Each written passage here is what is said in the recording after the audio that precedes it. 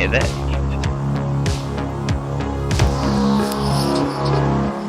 I can Is hear it? something, yeah. All right. Okay, I think we're starting. So, welcome to this week Sci-Fi on Ice, book number 7, and we're doing wonderful. And this week we're doing a book called Harrison Bergeron by our friend Kurt Vonnegut. I say our friend because I like him. I've seen a few lectures by him as well. He seems very like a likable guy, and so this story is about a dystopian future. It's a very short story, seeing as we're doing short stories. And yeah, I guess basically it's about this. The people or humans have gone to try and make equality, and it looks like it's gone wrong. Yeah, how do you guys like it? Well, I chose the story, so I liked it. I just wanted to revisit it. I forgot how short it was. Mm.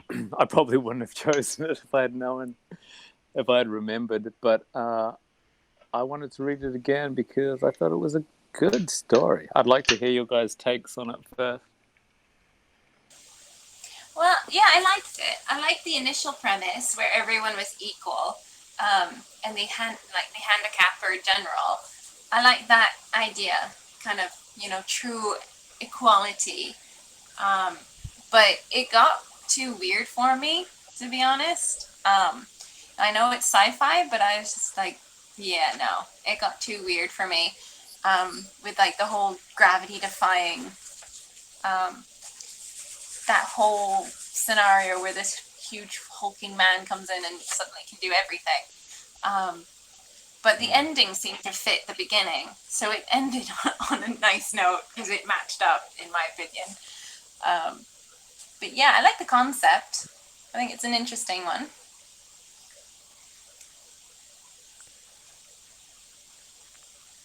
That's it.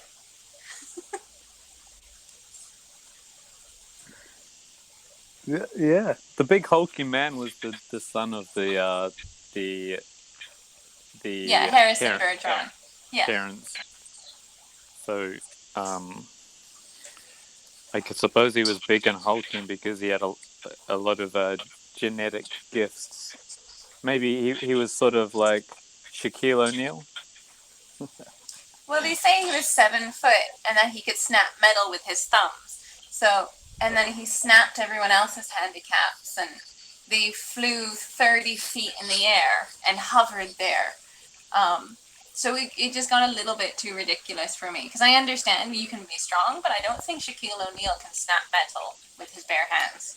Yeah, I think the whole premise was ridiculous. Maybe the hyperbole on kind of maybe the idea of equality, like how I equality versus diversity. That's the way I saw it anyway. Yeah, well, I like the beginning, because like the handicapping with the sound and like the physical weight and putting the masks on. So they're obviously trying their best to like counter every like physical manifestation that makes someone different, which is very sad as a concept, but it's interesting. Um, but I don't know. I just feel like it could have gone a different way, and I don't really understand the point. I guess. I was like, okay. Um, and then they died. And they just carried on. Like the ending was quite bittersweet, because they don't like she doesn't remember why she's crying.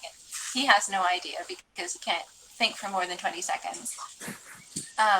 But it's just, I don't know, it's bittersweet because they've lost their son and they don't know that they have, and they don't really know that they've just watched him be murdered. So that's sad. Like the beginning and the end, I can kind of see correlation, but the beginning was just too much, too ridiculous for me. The beginning, and you mean the whole idea of the boy escaping? No, as in the concept of the equality, the handicapping, making everyone equal. Right.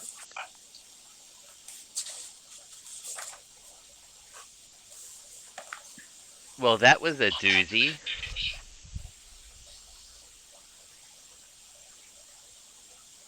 Do you want me to say it again?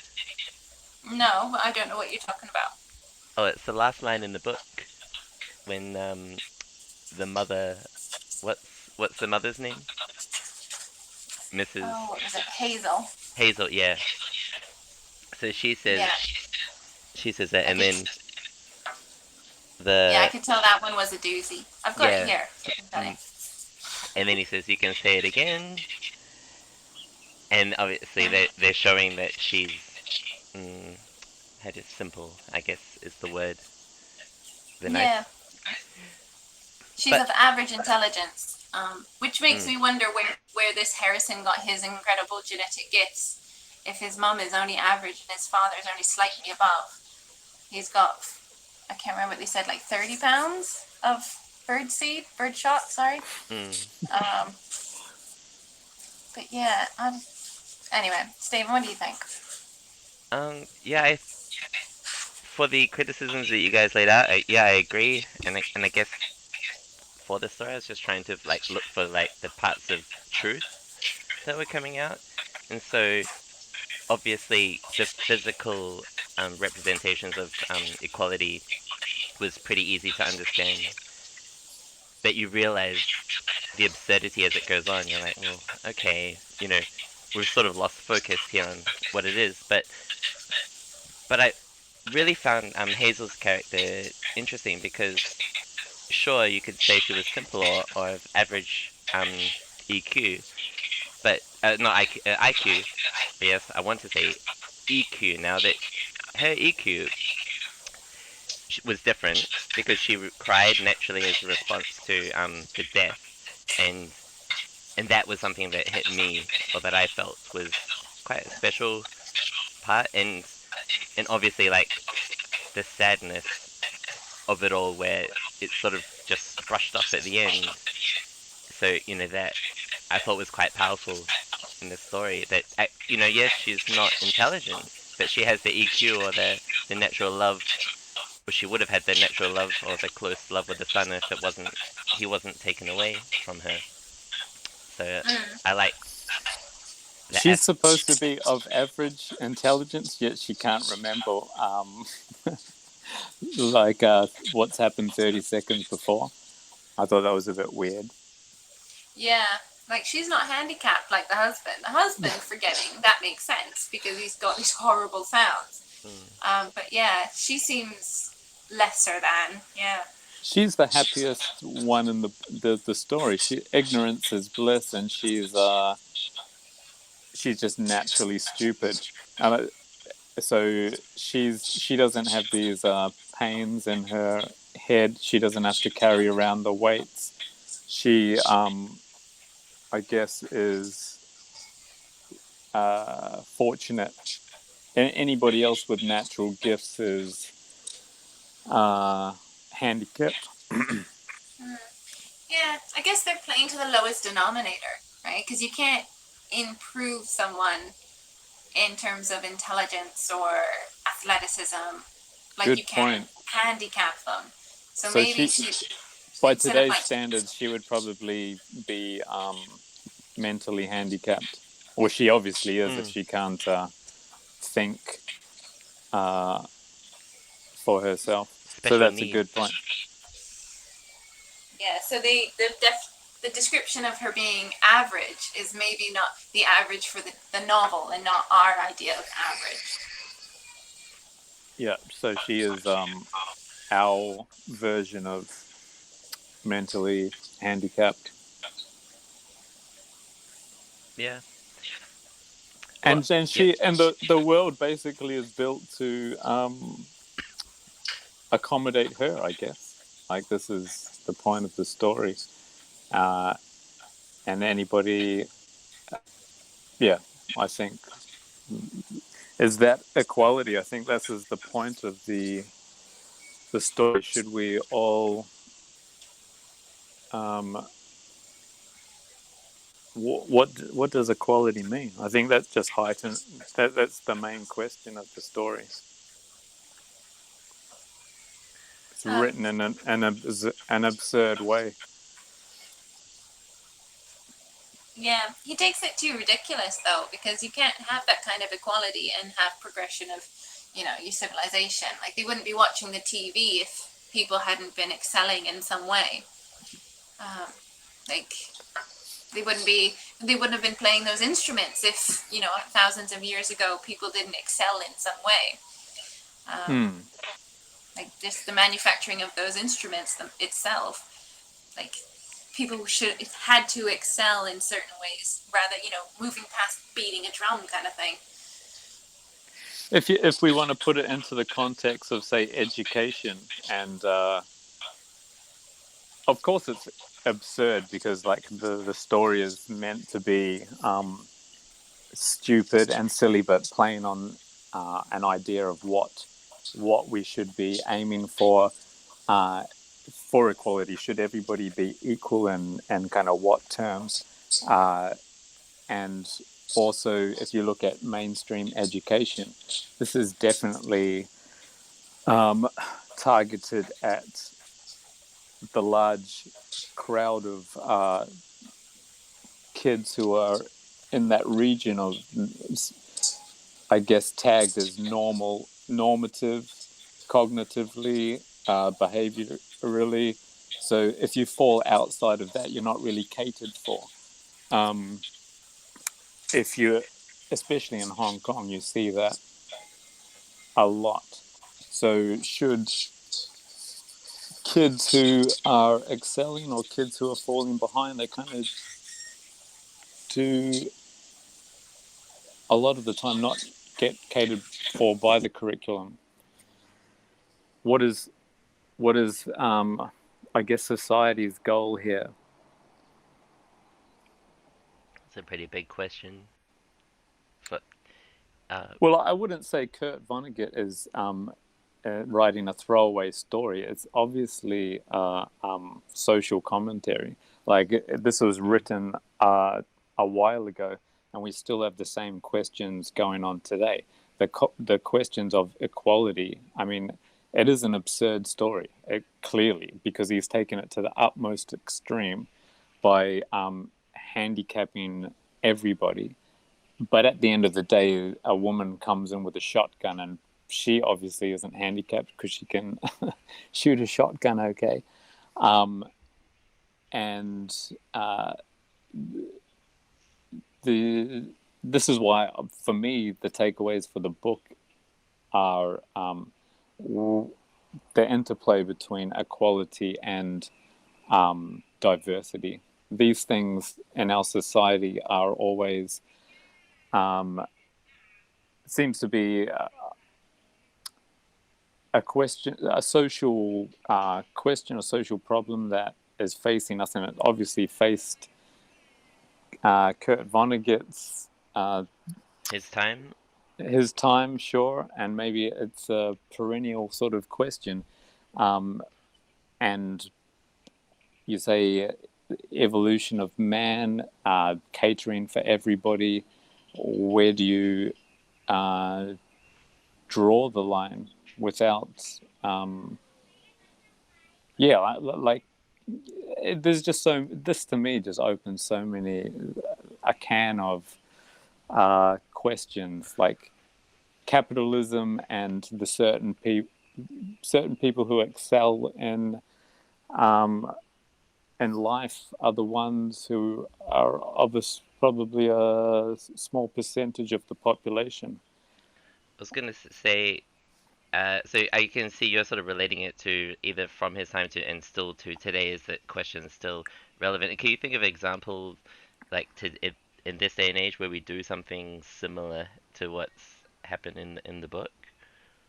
Well, the education system, I just said, you have the mainstream education system is catering for the kids who are lying in the middle, and if you fall outside, it's difficult for you All right. to. get along in life or succeed.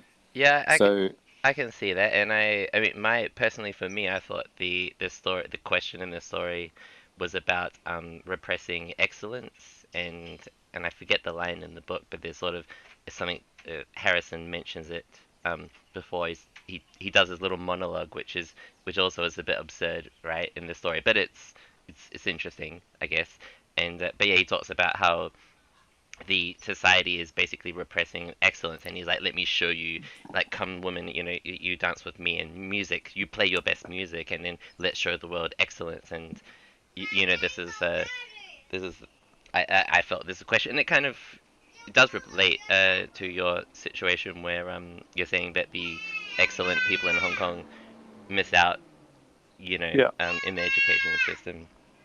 the top 2% of your classes at school, um, the kids who are especially gifted, they're just, I mean, is there a track for them to keep on going at their own pace? There isn't, and they most of the time is spent, I guess, trying to keep all the students into this one area where the curriculum wants to keep them because it's easier. Um, I think my school tries to, but I think it fails in delivering that, and I'm definitely not yeah, the but person to make the it doesn't recommendations. it doesn't cater for diversity. Like it just doesn't. Otherwise, you wouldn't have one teacher to 30 to 40 students in a class. I mean, uh, the my opinion is the curriculum, they're always talking about learner diversity, but it is just a silly, The buzzword. of course it's a buzzword. Learner diversity in a with a stringent curriculum and 35 students to one teacher. Yeah. No, that just doesn't, it makes no sense. That's almost, as absurd as like what Vonnegut's writing about. So I think in general society with 7-8 billion people on. The like the woman at the end, is it Diana Moon Glampers? And that, because you're talking about control, and obviously she's not handicapped, and I don't know, it has obviously any parallels with any other conspiracy kind of book where it's against the man. But yeah, I don't know, I feel like it could have gone a bit deeper and maybe a little bit less ridiculous, but I see your point in saying like it's so ridiculous because it mirrors the ridiculousness of our own society. But I don't know, I think because it goes so ridiculous, I lose interest in it rather than finding it more so. But I think that's just personal taste, like different strokes for different folks. But I would have liked to know more about like the wider. It's too short. It's only 7 pages, so I think if it had gone a little bit deeper, maybe into, I don't know, why Harrison. This is just he's the only one crazy enough to break free of his shackles, and also I think he presents himself as, he says, I want to be, like the He's the leader of the emperor. world. Yeah, He's his emperor.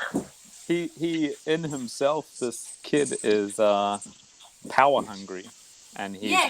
he's crazed, and this in itself is quite scary because he's the only person who's ever decided to go to this point and rip off his chains. I just saw on page 10, he's 14. I didn't even factor that in. He's only supposed to be 14. Yeah, Yeah, he's obviously a freak of nature, which actually, it reminded me of something you said before. Can you hear me? yes. I got disconnected. I don't know what. Let me Hey, sorry about that, everyone. Yeah. All right. Are we can all hear each other? think Sarah's mic is off, maybe?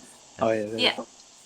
But Now, Sarah was making a good point that he's only 14, and if anybody's going to kind of confront society, usually it's the impetuous young people who are full of hormones, and he's outgrowing his handicaps before he can really be beaten down by society with them. yeah. No, and I was saying that he's not fitting into the status quo, like Cor said before. How it's meant to make everyone equal, but obviously he's not equal. But it's obviously not working, and the only answer they have is to get the shotgun. Just so old school. Yeah. Oh, get the gun. Back it up again. But, it's just not working. Yeah, the whole thing is ridiculous. So I like the ending, and obviously the general handicap. Yeah, you got it. she rocks in, and I mean, somebody at the top of the pyramid needs to be doling out the handicaps, right? And she comes in with a shotgun, clearly not handicapped herself. So you have this dictator element as well going on in society. Well, you got the perfect system, so you don't mess with the perfect system, right? You go like it ruins everything if you upset the balance. Yeah, you need to have some people who are unhandicapped, who are leading, imprisoning everybody. Two legs good, 4 legs bad. Is it, or is it the other way around? 4 legs good, 2 legs bad. Yeah. Yeah. That way. In the end, But then yep. you come around to like who governs the government. Who's keeping them in check? The night Everyone just watchman. gets stupider and stupider. Yeah, well, I go back to the education thing. We're all, to me, yeah, this is an absurd version of what we live anyway. We're all being dumbed down. We get chain supermarkets, chain education, and we are compartmentalized into more and more so every single generation until, kids can't even change light bulbs without, calling up an electrician anymore because nobody has those universal skills. We're all just little bits in the wheel. I agree. Like, because I saw this thing the other day saying like how many percentage of American school kids can identify like most of these fast food symbols, but they can't identify these native plants. And I was like, I can't. And they were common things like blueberry and grape and whatever. And yeah, it's like you have that kind of like survival knowledge. But then I remember reading that part of the problem is the breadth of what we need to know now pushes a lot of stuff out. So people have to specialize simply because there's just too much knowledge out there. It's hard to know where to focus, especially when you're a kid. Or maybe the new way is to just be perfect information gatherers. I mean, that's really what we should be teaching children, rather than there is too much information out there, especially with the internet. But I think people need to be more savvy with finding and discerning what information is good, critical thinking and things like this. And then essentially you are, well, I go back to the light bulb example. I mean, a kid should be able to have the freedom of mind to Google that stuff, watch a YouTube video, and really be independent, free learners, as opposed to kind of handicapped by the fact that they're just being pushed around their whole lives in these institutions and maybe wouldn't even think about taking it upon themselves to find the answers. Well, Yeah, but then again, as a kid, I wasn't necessarily proactive. Like even No. I didn't grow up in a particularly stressful environment. I went to an international school. But yeah, if the light went out, I would have been like, "Mom, lightning's changing." Like I wasn't going to go find it myself. Granted, I didn't have YouTube as a kid, but What about now? yeah, but I'm live alone. I'm an adult. I have to. These kids shouldn't be living on their own. But I understand what you mean in that they should have the initiative. But my point is just that at what point is the point where they need to start being independent and doing those things on their own? Like who decides how old is old enough? Yeah, I just would argue that you don't at 18 then become independent and learn all these things. It should be a thing that is just part of your life, I suppose. You're pushed by your parents and the educators, not just to get on the track and do what everybody else is doing, I suppose. Yeah, but from age 6 or from 12 or from 16? Because that's an issue worldwide, is when does a person become a mature adult? And lots of people argue that, that age is too young, that age Yeah, is too old. I think changing a light bulb is something better left to a little bit older. Electricity and kids, that was a bad example on my part. But maybe making their own sandwiches and things like this. We kind of going yeah. into parenting now. This is Let me bring it back to the story. I want to say, one thing I thought was interesting, the physical side of the equality was that with all the weights, you might get some buff people, from lifting all the weights, and I was thinking, well, they're still going to be like massively stronger. But then, that's a small thing I can let go in this story. And another thing I was thinking of was that there's Harrison Bergeron is the one that we see as the exception to the rule in the story, but I couldn't help but thinking, well, there's probably quite a few more Harrison Bergerons in their society, and I reckon it would create a bit more suspicion, about the place that they're at. As far as I don't think he would be the one exception. I reckon there'd be quite a few Harrison Bergerons, like suicide bombing themselves all over the place, basically. There would be an underground. Yeah, an underground. Yeah, that's a good. That's what would be happening. It's a short story. Maybe didn't want to write about it. And on a positive note, one thing I like about Kurt Vonnegut is his writing style. He's really good at, the old showing rather than telling. Just very little exposition. I think there was, maybe to explain the situation, they talked about the amendment. Basically, there was this amendment, that amendment, and another amendment, which means the world is what it is.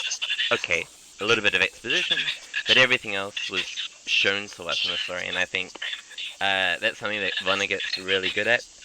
And I find it relatable, and the simple side of me enjoys that a lot, because he's not very esoteric in the sort of messaging that he sends out. So I like it. I like that. Yeah, I'm a fan, and when you look at, say, Philip K. Dick or these other writers, I mean, he can write something in 7 pages, and it's just it's a thoughtful idea. He doesn't need to go on. It is a short story at the end of the day, so you're not going to get huge exposition with the story, and it's all very kind of convenient. So you can't think too far into it. But his style and all his books are just hilarious. It's just social satire, and this is why he's so fun to read. He surprises you with the ideas and just the ridiculous nature. He can make you look at yourself and society and think, oh, we are a bit ridiculous. Breakfast of Champions is a great example. Yeah, what happens in that? Oh, just like simple observations. As you Yeah. say, it's showing, not telling. Yeah.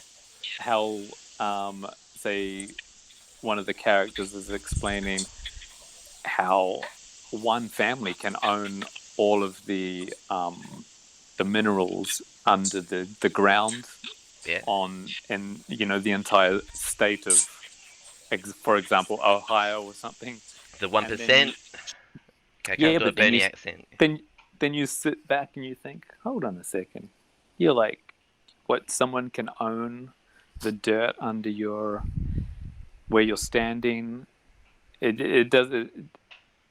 He makes you see it from a way which is, you see the ridiculousness of it, the unfairness of it, and yeah, it's just social satire. Well, It's hilarious. the theme of this book is absurdity, and he does it not in a ridiculous way. He does it in a sort of an enjoyable way where you do get the nice takeaways or good reflections, I guess. Mm. Whereas, It's I mean, frightening, but it's absurd, but it's frightening as well because it is a commentary on us. maybe, yeah, yeah, yeah. I'm trying to think. The Slaughterhouse-5, I've like because I'm trying to compare it to that, and that's not frightening, even though it's World War II, but it's sort of there's so many jokes in that book when World War's like, he's got that line in that book like, what is it, something like, and like it's like a there it goes again kind of thing, but it means someone dies. And it's just like there's so much death, but then there's so much levity in this stuff that I don't know. I think the picture is definitely frightening, but he does it in a ridiculous way where I don't know. Yeah, I feel it's a bit more that you feel removed from it because you know what I mean. But at the same time, you get the takeaways where you can sort of be, not too emotional in your sort of, like if because if you learn something and you're emotional at the same time, you might be a bit more dogmatic or, you know what I mean? Well, he's touching on really impressive themes, which are touchy subjects and pretty intense, and to bring humor to them is something, and also get people to think about, these big ideas, is why he's a great writer. Yeah.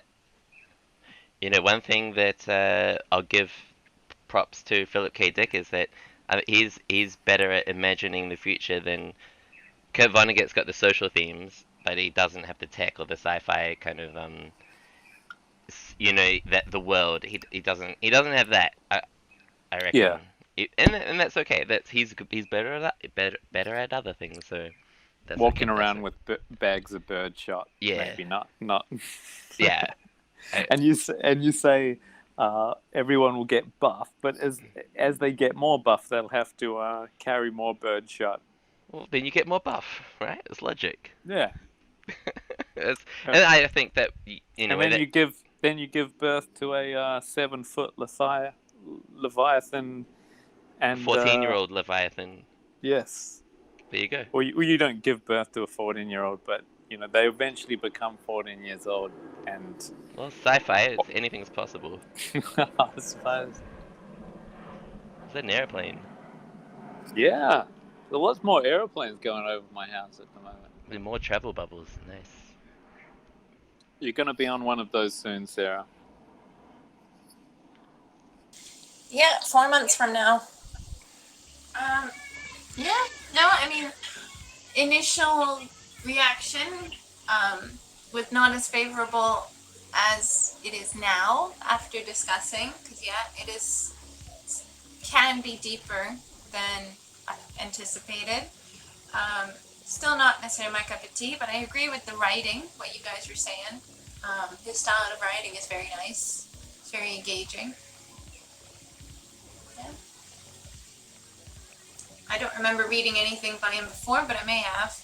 It's a name I recognize. But Slaughterhouse-Five is his big, is the one that I think a lot of schools get kids to read. It's a nice read. I like it. I'm so smart. I read it at university. Children's book. All right. So thank you for your thoughts, Sarah. Let's get rid of Dean's score. Dean, your score's. I'm sorry, Dean. It's gotta go. That's alright. It's not gonna show up. Okay. Yeah. So, Sarah, what would you give it out of 500? um, mm, yeah. See, I'm only still only mildly into it. It's not going to be awfully high. I'm going for 278. 278 is the score. Let me see if I can put that on the old. I think I will give it a 325 because I thought it was a good idea. Bit short, but it's a short story, so thought it was just as good as Second Variety. I think I can't remember what I gave that. Probably a bit more than that. Yeah, there we go. It's working now. It's working. Your scores are up. Okay, now I'll put my score up, and I liked it for reasons that I reckon the author was not intending, and that was less on the IQ side and more on the humanity side. Although I think the author does point out the repression of excellence, which that is one of the costs of equality is that in equalizing you may miss like a great sonata or a great symphony, I guess. And I think that line in trying to help people, like in pulling people up and giving everyone the best opportunity, I think sometimes when we do that, we might miss out on excellence. And your education analogy, I thought was quite good. So I like that. But then again, I reckon it could have been better. So, but I'm gonna go with 299. Just shy of 300. 299. And sweet. I'll save it. Let me put my score up. Yay. This is protracted. Okay. Now we'll do the total aggregate. Dean's not here, so it's going to be out of 3. Here we go. Alright. Thank you for the discussion we had today and your thoughts on the story. Let's reveal our total aggregate score for Harrison Bergeron by our main man, Kurt Vonnegut. Sarah, trumpets. Dun, dun, dun, dun! Your score is 301. Of course, out of the best of 500. Now I've got You didn't send us the proper link. Whose turn is it?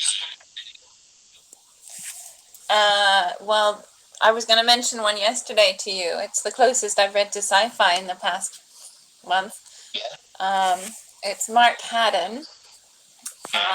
Give me a moment. I'll find the book because I don't remember what it was called. Mark Haddon. He's British. He's written a lot. Oh, here it is. It's called The Woodpecker and the Wolf, and I have no idea why. It has nothing to do with either. But that's right. It's in the book The Pier Falls. So it's a collection of short stories, but it was published on its own, I believe. Several of them were, so possible that you might find it on its own. If not, I do have the physical book. But yeah, that's the only slightly sci-fi book, sci-fi story I've read. Okay. Bye-bye.